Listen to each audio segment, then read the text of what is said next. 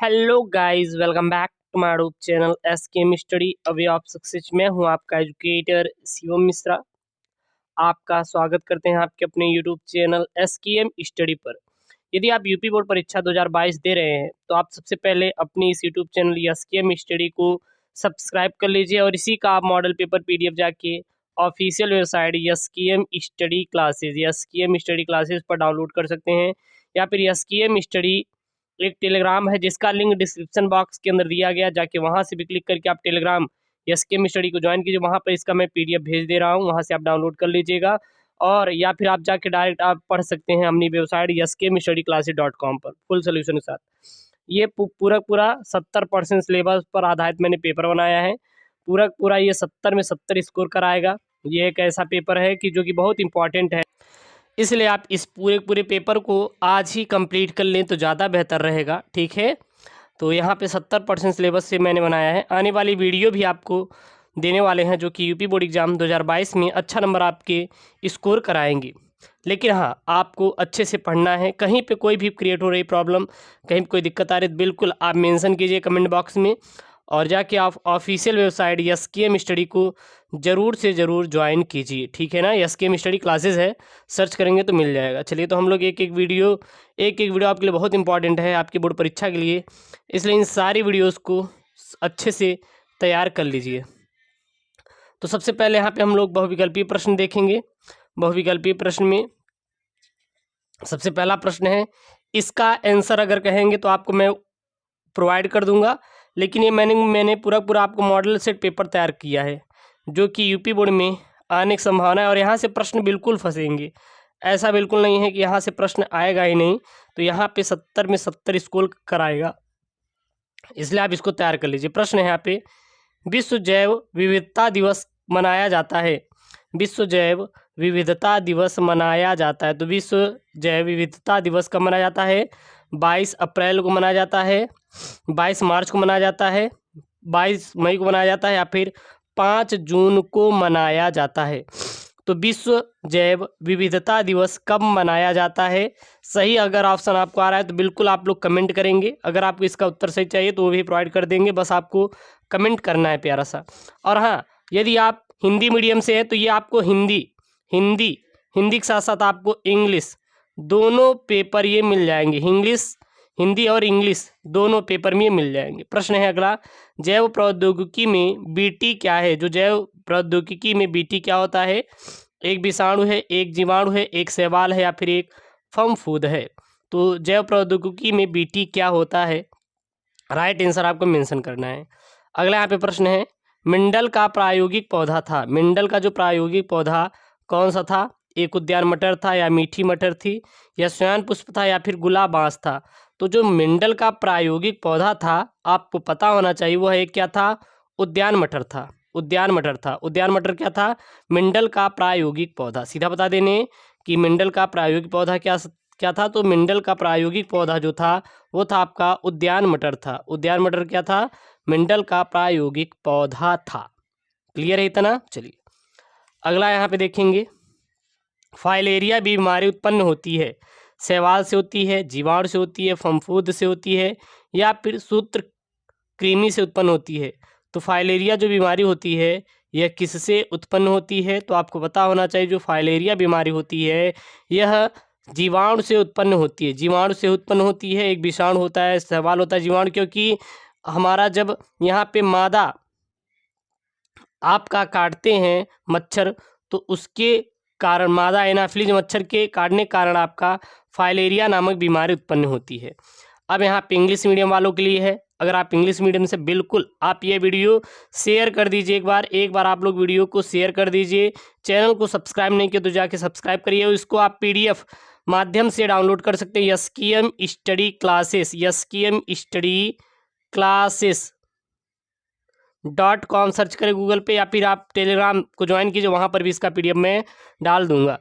World biodiversity day is celebrate on, यानी कि world biodiversity day कब सेलिब्रेट किया जाता है? यहाँ पे 4 ऑप्शन दिया है, आपको राइट ऑप्शन चॉइस करना है। अगला प्रश्न यहाँ पे, BT in biotechnology is an virus, bacteria, algae, या फिर फंगस। क्या है राइट आंसर आपको मेंशन करना है। अगला यहाँ पे प्रश्न है, experimental plant of Mendel was, यानी कि जो मेंडल का एक्सपेरिमेंटल प्रायोगिक पौधा कौन सा था? गार्डन पी, स्वीट पी, या फिर स्नैप ड्रैगन, या फिर क्लॉक प्लांट, 14 क्लॉक प्लांट।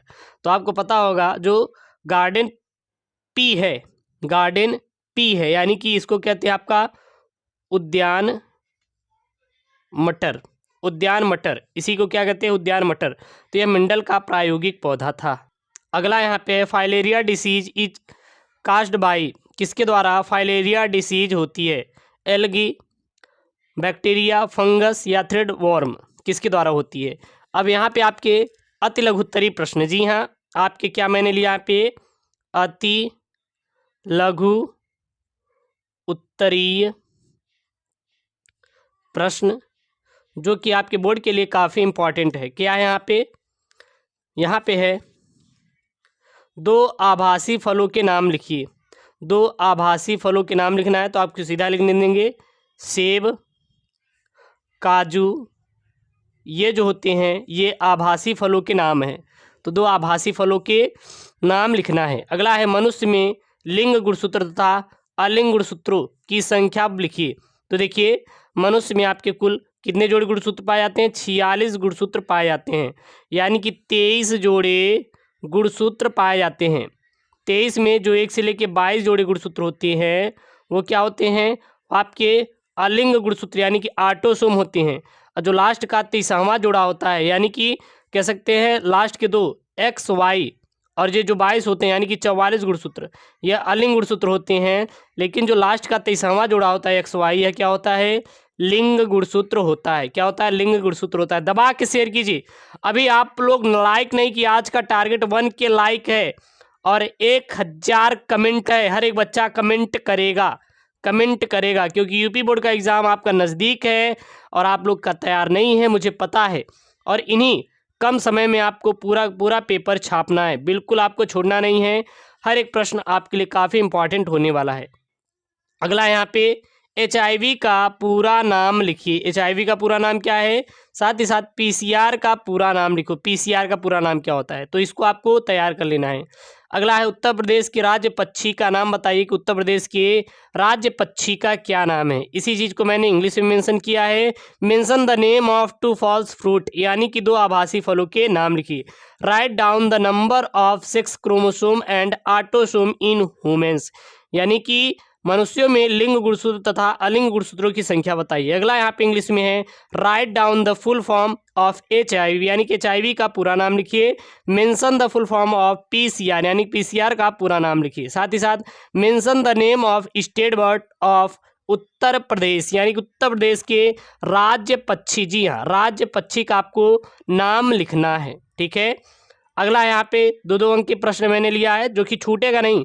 मैंने बोला कि अगर आपसे मैंने बोला है कि 21%, यानी जो 30% सिलेबस है उसको छोड़ के मैंने 70% सिलेबस से यहाँ पे प्रश्नों को मैंने उठाया है।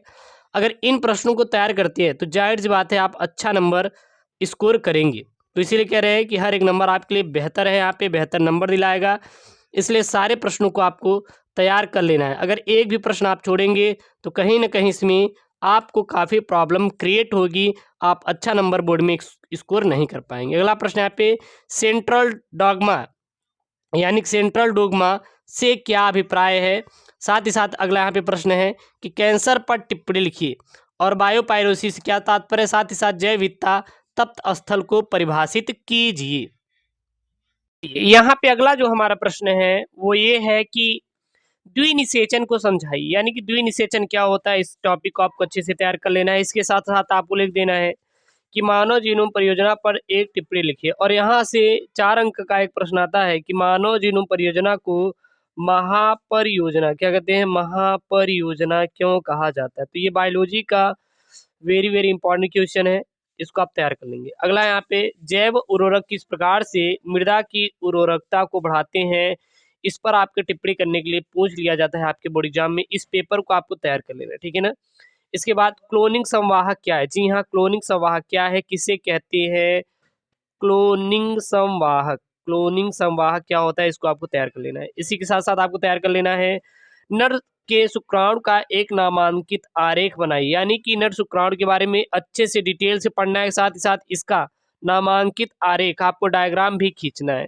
इसके बाद आपको तैयार कर लेना है अपूर्ण प्रभाविता तथा सप्रभाविता में अंतर स्पष्ट कीजिए। फिर अमीबता तथा मलेरिया का संचरण कैसे होता है, इस टॉपिक को तैयार कर लेंगे। जो कल की वीडियो आने वाली है वो स्पेशल होने वाली है, क्योंकि मैं पूरा सॉल्व मॉडल पेपर आपको दूंगा। जितना भी देंगे वो काफ़ी इंपॉर्टेंट रहेगा, इसलिए सारे के सारे मॉडल पेपर को आपको तैयार कर लेना है, इससे बाहर आएगा नहीं। अगला है जिन चिकित्सा को उदाहरण सही समझाइए। जिन चिकित्सा क्या होता है, इसको आपको उदाहरण विथ उदाहरण एग्जाम्पल के साथ आपको क्या करना है, समझाना है। ठीक है, उसके बाद आपका जो प्रश्न बनेगा वो बनेगा निम्नलिखित पर टिप्पणी कीजिए। सारे 6 से 7 अंक के आपके प्रश्न यूपी बोर्ड परीक्षा में बनेंगे। प्रश्न क्या बनेगा, प्रतिबंधन वीकर क्या होता है और डीएनए लाइगेज से आप क्या समझते हैं। तो प्रतिबंधन वीकर और डीएनए लाइगेज के बारे में आपको अच्छे से लिखना है। फिर यहाँ पे डीएनए फिंगरप्रिंटिंग की चर्चा कीजिए। देखिए ये जो प्रश्न है यह एक प्रश्न है और ये सारे क्या है, अलग अलग प्रश्न है। तो डीएनए फिंगरप्रिंटिंग की चर्चा कीजिए और पराग स्त्री केसर संकर्षण क्या है, इस पर आपको लिखने के लिए पूछ देगा। साथ ही साथ दे देगा कि शुक्राणु जनन तथा अंड जनन में विभेद कीजिए। ठीक है, इसके बाद आपका प्रश्न बनेगा कि मनुष्य के मादा जनतंत्र का नामांकित चित्र बनाएं या फिर एक संकर संकरण के माध्यम से मेंडल के पृथक्करण के नियम का उल्लेख कीजिए या फिर व्याख्या कीजिए। अगला प्रश्न बनेगा डीएनए आनुवांशिक पदार्थ है, इसे सिद्ध करने हेतु अपने प्रयोगों के दौरान हर्ष व चेज ने डीएनए व प्रोटीन के बीच कैसे अंतर स्थापित किया। या फिर ये कर देंगे, अथवा में आपका ये प्रश्न दे देगा कि परजीवी जंतु को परिभाषित कीजिए और ऐसे जंतुओं से मानव को क्या लाभ है। इसके साथ साथ दे देगा कि जैव विविधता के 3 प्रमुख स्तरों को परिभाषित कीजिए और हमें जैव विविधता को क्यों संरक्षित करना चाहिए। या फिर दे देगा समष्टि से आप क्या समझते हैं या फिर क्या अभिप्राय है और इसके विभिन्न गुणों का वर्णन कीजिए।